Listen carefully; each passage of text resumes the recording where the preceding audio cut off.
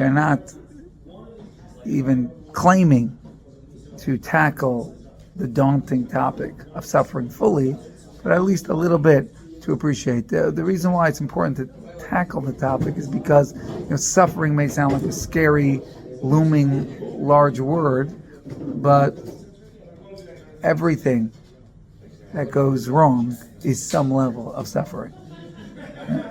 Every mishap, from a nail in your tire to a paper cut, and then unfortunately the reality is there's nobody who doesn't have also larger struggles and difficulties that aren't a paper cut, and if a person doesn't have it right now at this stage, they probably had it at a different stage, or Hashem should protect, no one should get, but it's very hard to avoid in this world. It's not an accident. This world is meant to be challenging. And the Rabbeinu Tam, I think, writes in Sefer Yashar that every person should prepare themselves for difficulties, because basically they're coming. That's the reality of life here, is Hashem hides His face, and we're meant to undergo challenging times. It's not an accident. It's not broken. It's not some sort of horrible mistake. It's painful. It can be difficult. It could totally uppercut your jaw right off. But it's not an accident. So Rabbeinu Tam, so much so, says a person should prepare themselves in advance, knowing that this is a likely part of your life experience that's coming. So prepare yourself. What's my perspective on Hashem and Him running the world and His kindness and His love, and then the more you root in yourself into it, and as I always say, if you first develop a perspective on when you stepped on the Lego at 2 a.m. when you were going to get a drink, and you were like, right? If you start there, and then hopefully, you're building up the muscle to be ready for difficulties that may be a little bit overwhelming. But that the Rabbeinu Tam says is you should prepare yourself. So it's worth touching the topic, even if none of us were suffering whatsoever. None of us had any struggles. However, I don't really know those people. Pray for the best, prepare for the worst. Yeah. I mean, look, is it here? 1 second.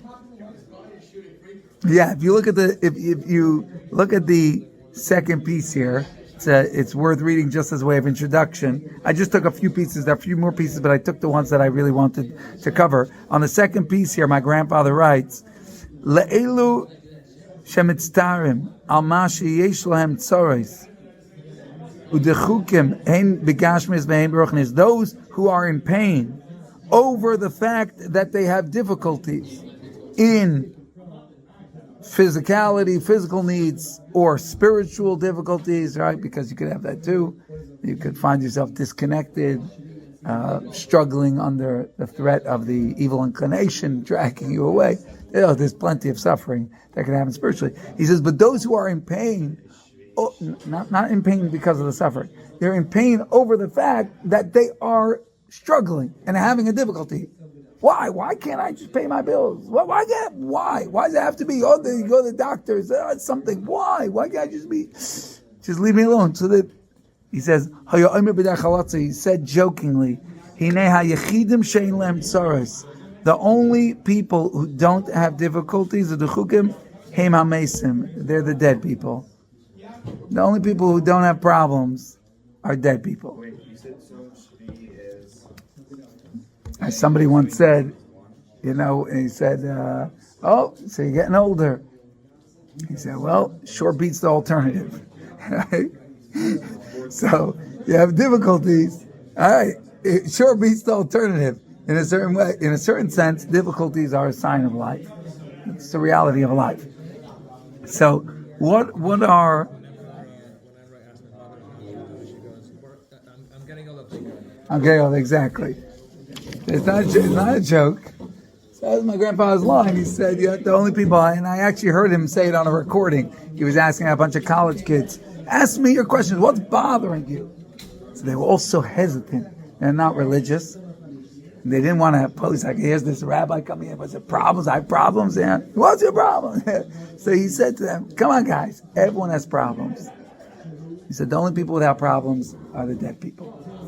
So if you're alive, your problems, you don't have to be ashamed of your problems, and you don't have to think it's broken. And here he's pointing out another thing, which is that part of the suffering that sometimes happens from suffering is that you're so pained by the fact that you're suffering. Yeah. Chafetz Chaim has a little bit of like a muscle to it. He says, like somebody who has like chains, the chains are one element of difficulty. But if he pulls against the chains to try and escape them, if he's so frustrated that he's chained, that he keeps pulling against them, what happens? Then they really dig in to the person.